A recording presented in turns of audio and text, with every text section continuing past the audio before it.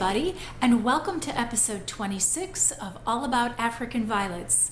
All About African Violets is musically sponsored by Ted Yoder. You can hear his wonderful music and purchase it on his website, tedyoder.com. It's also available from iTunes. Hi everybody, it's a couple days before Christmas. So exciting. We had a little dusting of snow here in Chicagoland this week. Not much. I mean, there's still a little bit in my backyard, but there's not much at all. Well, I want to thank everybody for all the wonderful comments you guys left on the website. I really appreciate all the great things you had to say, and it helps me to know that you're really enjoying certain segments of the podcast, and that so many of you are finding a renewed interest in your plants or kind of starting again after a break. I just love that. That's so great. And I'm really honored and happy that the podcast is helping a lot of you guys do that. So thank you very much. Well, I am kind of switching things up a little today because I like to switch it up once in a while. Normally question day is the last Sunday of the month. But I decided that I'm going to do my best to answer as many questions as I can today because you guys did leave me quite a few. So we're gonna go right into tips and treasures. I didn't even say welcome to my sunroom. Well, so welcome to my sunroom, and let's go to tips and treasures. I wanted to share with Joy from Malaysia. I talked to Joyce. Joyce Stork actually emailed me after the last podcast, and she says, to the Malaysia question, the people in Hong Kong who have equally high humidity as you might where you are, use an extremely light potting mix with more perlite than we usually recommend. If they try to grow in the 1-1-1 mix that we use, which is usually equal parts of peat, perlite, and vermiculite, which the vermiculite's already in the dirt, you guys. That's how it comes. That's a 1-1-1 mix, usually if you're buying a commercial mix of potting mix. And then I just add a little bit more perlite to lighten it up further. Anyway, she says, if they try to grow in that 1-1-1 mix, they get rot. So your grower in Malaysia is probably wise to be careful about getting the plants too wet. If her plants are growing, she should not change her method. So Joy, I hope that's helpful. That's from the horse's mouth from Joyce Stork. So, and then, this is great. You guys are gonna like this. She says, those minis really bit the dust. That definitely looks like a crown rot problem. It could also be that the soil temperature got too cold. Now I thought this was very interesting because she says you do keep it cool, and small pots cool down faster than bigger pots, which makes total sense that would happen with the minis and semis and not the standards. So it made total sense to me, and I never thought of it before. She says cold roots are a lot more vulnerable to root rot. Letting it get too dry and then getting them too wet is also a prime way to encourage rot diseases. So more consistent care. It's not just for beginners, it's for me too. So she says, the good news is that you have them alone upstairs, so the others are safe. I would have popped them out of the pots and sliced through the main stem of the crown to see if it had the classic brown corky look instead of that nice green firm center that it should have. Then I emailed back to her and I said, is crown rot catching? And she said crown rot can spread, but only under the right circumstances. Shared water sources and too wet conditions are key to the disease going crazy. So then, and she knows me really well, so she says there is no need to panic. Because as I've mentioned to you guys before, I don't community water. I normally just have everything on its own individual saucer. And I think I let, the whole, it's like a perfect storm of a little too cold, a little too dry, and then a little too wet. And I have not seen any further evidence of that on any of the other plants that were on the shelf. So I think I'm safe. So I just wanted to share that with you guys right away. And now I had great questions that you guys left. Zal says, I was wondering why you trimmed the roots when you repotted and why the stem. Intuitively, I would have tried to preserve as many roots as possible. When I have repotted plants in the past, I would dunk the root ball in a bucket of water to get rid of some of the old soil. Maybe that's not a good idea. I don't know. So Zal, I trimmed the roots because I took off a row of leaves, which I was taught. That's how I was taught. It's sort of like, have you guys ever heard the old joke about the family who was getting ready for Christmas dinner and they were making the ham? They put the ham in the roasting pan, and before they put it in, the mom cut the ends off the ham. And I think she had a new daughter-in-law or someone that said, why do you cut the ends off the ham? Why do you do that? And she said, well, that's how we've always done it. She said, that's how my mother did it. And she said and so the joke goes on that the mother was still alive, so the new daughter-in-law asks the grandma, the mom's mom, says, why do you cut the ends off the roast before you put it in the oven? And the grandma says, it wouldn't fit in my roasting pan. So,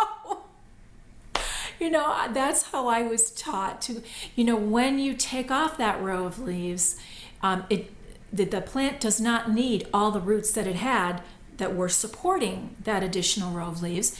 So to, kind of give them a cut, slice that off at the bottom as well.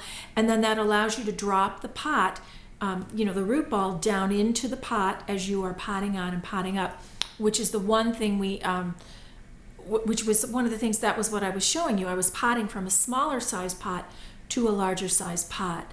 So I hope, and there's no one right way to do everything. So if you have a method like dunking your plants and rinsing off a lot of that soil mix, I do that if I've gotten a plant from somewhere else and the plant is coming into my conditions. Then yeah, I would try to get as much of that old dirt that was from somewhere else. I would try to get as much of that off the root ball as I can before I potted that plant up into my own mix. And then that, so there are different ways and different reasons. So again, if it ain't broke, don't fix it. If that works for you, Zal, go for it. Then Susan asks, she says, I ordered 6 leaves from Bluebird Greenhouse and some coarse perlite. Can't wait for them to arrive, but I have a question. My Planting by the Moon calendar, yay, says that the 28th and 29th are great for potting, but will my little leaves last that long before I plant them, or should I take a chance and plant them when they arrive? And I'm sorry I didn't answer you right away. You've probably already gotten your leaves, but when your leaves arrive, put them down immediately, as quickly as you can. Wash them off, as I've shown you guys in the past. Go ahead and wash them, and then go ahead and put them down. If it's not a fruitful day, then at the next fruitful day, I know you guys are going to think I'm crazy. Let me just grab something off the shelf. And let's see here. This is small. Streptocarpus. Actually, it looks like a pretty big one. It's the angle of the camera. It's still not very big. This is only a 3-inch pot. Just gently on the fruitful day, give the pot a little squeeze. It kind of thinks that way that it's been repotted. I know it sounds crazy, but it works. So you should definitely put the leaves down as soon as you can when they arrive. Try not to wait too long, okay? I hope that you went ahead and did that already. Then Richard asked, I was wondering, when you repot your plants, why you don't use a granular insecticide to help for the protection of any insect that may show up in the pot, or do you top dress it afterwards? Richard, that's a great question. The reason that I don't do that on the stuff that you saw me working on in the last couple of weeks is all of those plants and leaves were potted into my own mix. They came to me initially without being, in well, most of them came as leaves, is what I'm trying to say. And those that were plants, when they originally came into my house, which I think was back at National when we first started, when I did pot them into my own mix originally, I did add Marathon, just for exactly what you're talking about. A little, it's a systemic, as we've discussed in the past, that will that would kill. It works, up throughout the entire plant. The plant takes it in through the roots, and it spreads its goodness throughout the plant and stops anything that might be in the potting mix kind of dead in its tracks, so to speak. Because it's already was in my potting mix, and I was repotting it into my potting mix again, unless I've had an issue with something in the soil, soil mealybugs or something like that, which I have not. But if I had had a problem of that sort, then yes, I might want to be using Marathon as I'm repotting. But I don't see any need to use it when I'm just potting on or potting down or potting up in my own mix. I hope that answers your question. That was a good one. Then Wendy says, one question, and I hope I didn't dream this one up. I wondered why you use a squirt bottle to water your new plants. I have always, and still do, as it seems quite efficient, had a container of water handy, and I placed the newly potted pot into the water to soak up the water from below. I do have to leave it there for a few minutes, and I usually fill the time by starting on the next plant that I am potting. I just wondered if you have a reason for watering like you do. And once again, if that works for you, keep doing it. The reason that I use a squirt bottle, again, it was how I was taught, but I find that it stabilizes the plant in that new pot. And we don't want to tamp the dirt down. We want to avoid that. But sometimes, but we also want the plant to be stable in its new home. So I find that when I water it in with the squirt bottle, I can make sure that I get the entire area. I'm not pushing anything down with my hands, so that there's still where you have great air space in the pot, but it seems to make everything more stable, and that's just how it works really well for me. So if setting it in a big saucer or a little something where it can really sit in there and really soak up the water, if that works for you, there's nothing wrong with that. So I love this because we do what we learned. This same thing in knitting. You guys know that I'm a knitter. I'm a fiber artist, and there are as many ways to cast on yarn for a project as there are knitters.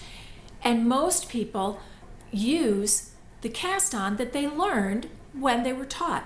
That's the one they like the best, and that's the one they keep using. So it doesn't make it the only one or the best one. It just makes it the one they know how to do and that works best for them at whatever point that they are. Same thing with African violets. If that style of getting things wet once you've repotted, if that works for you, that's wonderful. I love that. I got more. You guys left great questions. This is great. And now Pam asked, you started to say why you take off the lower row of leaves, but then you did not finish. I would like to know the reason. Do you always take off the lower row of leaves when you plant up? Well, first of all, Pam, I'm so sorry that happened. That whole explanation was in that last piece of film that somehow I lost. So when it ended abruptly, you didn't get the rest of the story. And I forgot to tell you guys the rest of the story last week. And that's a really good question. It depends. Again, it depends. I often will take off the lower row of leaves when I am potting up. It just, as the violet grows, the lower row of leaves is usually the row that you are going to end up taking off first at some point. And it just seems to work really well when you're potting on, potting up, excuse me, to take that row off. Then you can take, a little bit of that root ball off, and at the bottom, what we talked about earlier, then we've usually got, a little bit of a neck, And then that's the amount that you can pot down into the new pot. So I would have to say that yes, I almost always end up taking, if not an entire row, at least 3 or 4 leaves off the bottom row when I repot something. Usually you can tell. If it really doesn't need it, then there is no real reason to do it. But I find that it works, again, it works well for me. I hope that answers your question. And I'm sorry you had to wait a week to hear it. I think I've got at least one more on here. I think this might be a slightly shorter episode this week. Marge asked, I have recently started watching and I love it. Thank you, Marge. Lots of great points. I don't have an African violet yet. I've been looking all over for a plant and everyone tells me they won't have them until spring. And that's quite possible. You know, florists and places like, a big box store, sometimes they order African violets very seasonally. And she says, I am wanting a blue one or a blue one with white trim. The living room that I plan to put it in has a lot of natural light. Do they need direct light? I am concerned that they will have enough light. Thank you. Marge, great questions. We've talked about light before, but I know that you are a brand new grower and you're new to the podcast. So it never hurts to review some of the basics. And this is one of the things I love about African violets. Well, you guys know I love a lot of things about them, but African violets like the same conditions that we like. They don't like to be too hot and they don't like to be too cold. They don't like to be in a draft and they don't like to have their feet wet for any great length of time. And that's how I always think about it. African violets do need light, obviously. And it all starts with light. That's one of the chapters, one of the first chapters in Joyce and Kent's book, You Can Grow African Violets. But they need bright, indirect light. In my experience, I have found that a northeastern exposure is ideal for them. And of course, at this time of year, and I'm recording this on Saturday evening, and yesterday was the winter solstice, the shortest day and the longest night, which means that today the days begin to get longer as we move out of Samhain, which is the Celtic calendar, Samhain, into Imbolc, which is spring. And so the days are going to be getting longer. And at this time of year, having your violet in natural light, it may not bloom, particularly well or easily. But as the days begin to get longer and longer, then it will begin to get the amount of light that it needs to be able to bloom. I would avoid a south window. A southern exposure is generally going to be too bright and too direct for an African violet, unless maybe you have like lace curtains or something that maybe filter that light. But check around your house, see what kind of exposure you have in your living room, and see if you have a northeast window, that's going to be ideal. I have the big box violet in an eastern exposure, which is actually it's on the north side toward the north side of my sunroom, so it's almost northeast. But that has been when I have had the most success with violets in natural light, is a northeastern exposure. So I hope that helps you. Well, it's time to take a look at what's on the stands, and I think you'll find it interesting, and I think you're going to see that I'm not blowing smoke when I say limit your collection. I'll see you on the other side.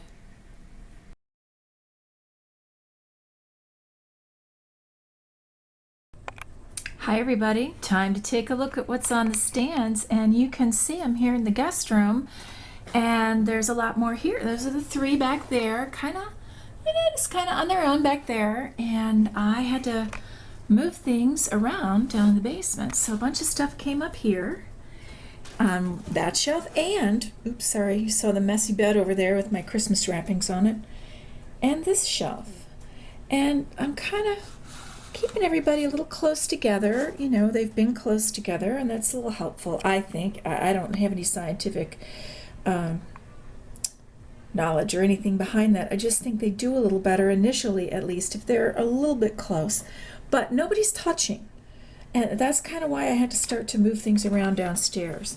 And down here, quick look. Oh, look, there's the last of my Christmas lights that are orange for my little candelabra lights. You can't buy those anymore. Here's Western Moon. Oh, Western Moon looks like do with a turn. There we go. Yeah. Let's go down to the basement. Here are the trailers. Well, 3 of the trailers, and here's Pink Pussycat. Everybody looking pretty good here. I let this one come into bloom. This is Pixie Blue. Isn't it cute? And somebody asked about trailers, and I'm going to show you guys what I do with these. If you can see here underneath, there's a lot of growth under there. And what I will do, in fact, I'll just do it right now while we're talking. I'm going to take some of the bigger leaves. Let me move it over. There, now you can really see it. Some of these bigger leaves that are up top here. Oops, sorry. Take this one.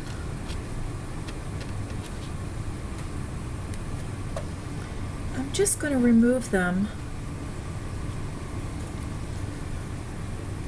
And this will give some of the, and this is the last one I think I'm going to take. There we go. Now, all those smaller crowns that are in there are going to have a better chance to grow and keep going, because now they're out from under a leaf, and we'll keep an eye on it, see how it does in the weeks to come. Okay, here's the top shelf, and things are looking quite a bit different here this week. I moved over the dome, I moved it over to the end, and the reason I have done that is in my basement, sorry, there, I didn't mean to flip that. I do not have a ceiling fan down here, so the air that circulates the best is on this end of the stand. So this is where I walk by, there's my treadmill and my exercise bike, and you know, I have a basement, but if there's going to be air circulating, it's going to be over on this end of the stand. So I've shifted things around, and you'll notice I've moved some of the plants out of this tray. That's because things are starting to touch each other, and we want to avoid that. Okay, we want to avoid the leaves. In fact, there, the leaves need to have a chance to grow without bumping up into anything else now. And now the tray, remember I had everything in this tray, I have split it all up. I know that this one looks a little droopy.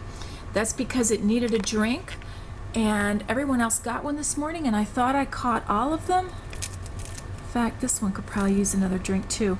But I missed a couple, obviously, so I've just given it a drink. It'll perk back up with no problem. And then now this is a third tray. Are you guys beginning to see why I am always saying limit your collection? This is that trailer Wagga Wagga that was in used to be in the first tray. This was in the first tray, and I think there may be one other in here that was from the first tray. But you can see how very quickly all of a sudden I have 3 trays of plants here, and a lot of these are standards, which is going to mean a lot more space coming up. Let's take a quick look here in the tray. And I did water the tray this morning. Everybody's looking beautiful in here. There are a few more things coming up that I will be able to split off soon, after the holidays, I think. Now let's go take a look on the baby stand. This is my Acacia called Pink Acajou. I turned it a little bit. It's sending out new leaves. I think it's going to be all right. We'll see. I took the dome off so that you guys could see it a little better. And here are the Smithiantha cinnamomyrina plants, still blooming. Most of them. That one fell over, the blossom. So I suppose I need to cut that off of there. But, and some of these are beginning to fade a little. I think it's a little hard to tell on this, but they are beginning to fade. And I am kind of feeling like the leaves are getting a little, in this one particularly, getting a little more cinnamon-like, but we'll see how they do. These guys need a drink as well. Let's go take a look upstairs. Here we are up in the sunroom. Here's a quick look at the Gesneriid shelf. Everybody looking good. Things going well.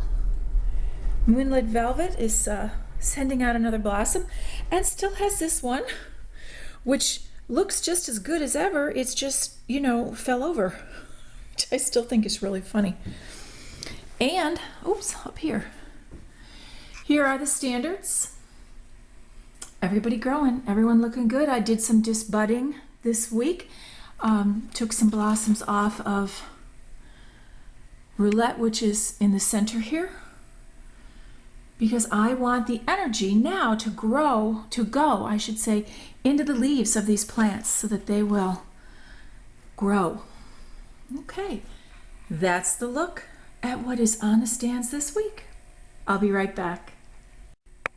Hi, I am right back, but I'm back here on the other side of this stand because I was just giving everybody a little quick drink. And as I came over here, I've got my handy dandy tweezers here. And this is Santee Sue. This is a Kent Stork variety, a new one. And I don't know if you can you see that there is a little blossom stalk right here. Can I get this in any better light? There. I think you can see it now. See that little blossom stalk in there? I'm just going to take that off with my little tweezers. Now, normally I would hold on to the pot, guys. There it is. And there's another one over, because they want to grow in threes the way. That's a very small one. You see it? And let me make sure. And there's one other one. And it's right over here. And it's trying to have a little sucker right there. I don't think you can see that one. Hang on.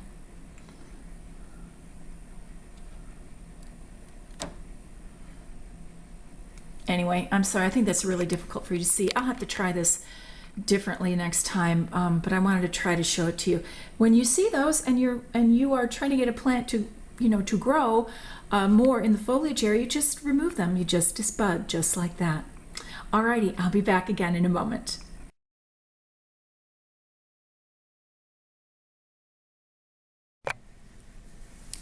So, limit your collection? What do you think? Do you see how quickly that one tray of plants has become 3 trays of plantlets? I mean, we had plants initially, you know, that they're still over as you're looking at them. When you see them, they're on your right. And those are really growing. I had to move some things out of that tray. And the one tray that I had of the plantlets I potted up is now 2 trays in the basement. And two shelves up in the guest room. So do you see, I mean, and most of those plants are standards because I love to grow standards. It can get out of hand very, very quickly. And you know what? Then it's not fun. And in truth, this is supposed to be fun. I mean, when it becomes a chore and you dread thinking about your plants and you think, oh God, how am I going to get to them? What am I going to do? There's so many. I've got to water them, and what am I going to do? Then it's not fun anymore. And that's why I am so much about limiting your collection, because unless you wish to devote all of your waking hours to your African violets, you know, you just really need to be aware that it can get out of hand just that fast. So, and I have a question for you. I didn't show you the big box violet this week, and some of you are probably going, hey, where's the big box violet? So if you miss the big box violet and you want to see it every week, even though it's not blooming and it's just hanging out in the conservatory stand, leave me a comment on the website and let me know, because it's not any problem to pop back upstairs, because I'm already upstairs to look at this stand, and it's really easy to just walk over and take a fast look at the big box violet. So I kind of missed it myself, so maybe I'll just add it back in. I was sort of like, oh, because I was trying, to see what it would be like to not do it this week. And I was like, well, I'll leave the big box violet out. And then I got to the end and I was like, it's weird to not be going to see the big box violet. Anyway, it's time to get the bail money ready. And what we're going to do today, excuse me while I reach over here to my handy dandy stand, I want to thank you all for the questions you left. And I said I would give away a copy of Joyce and Kent's book, You Can Grow African Violets. It's wonderful. And actually, you guys, I have 4 copies of the book to give away. So I ran the random number generator based on the order in which you guys left your comments. And the first person who is going to get a copy of this book is Joy from Malaysia. The second person is Kitty Bo Wilson. The third person is Kurt. And the fourth person is Tim Ferguson. So congratulations, you guys. I'm so excited because I just love this book and I think that you guys are going to love it too. So what I need you to do is I need you to email me, and I'm going to tell you the email now, and I will also write my email on the website so that you can get it there, but you'll have to change the word at to the at sign. I don't want to put the actual email address on there because I'll end up getting all kinds of weird spam. So it's Annie97@AOL.com. So please send me an email with your full name and your full mailing address, and as soon as I can get them ready, I will send them out, and you'll have them probably either by the end of next week or in the new year, depending on where you are on the globe. And I'm so excited to be able to share those with you. So congratulations, you 4 people. Thank you for leaving a comment. So it's time to keep moving forward. And it is the day, a couple days right before Christmas. And I don't normally do stuff like this, but I have a poem that I want to share with you. I'm not real big on poetry. I really only like Rumi and 1 or 2 other people, like, Robert Frost and Carl Sandburg, people from the Midwest type of people, Carl Sandburg anyway. But years and years and years ago, oh my gosh, way like back in the 80s, back in the day, I had a book, I still have a book, and it's called Kneeling in Bethlehem. And there's a poem in here, and this is by a woman named Anne Weems, and I would like to share this with you for Christmas. It's called Star Giving. What I would really like to give you for Christmas is a star. Brilliance in a package, something you could keep in the pocket of your jeans or in the pocket of your being.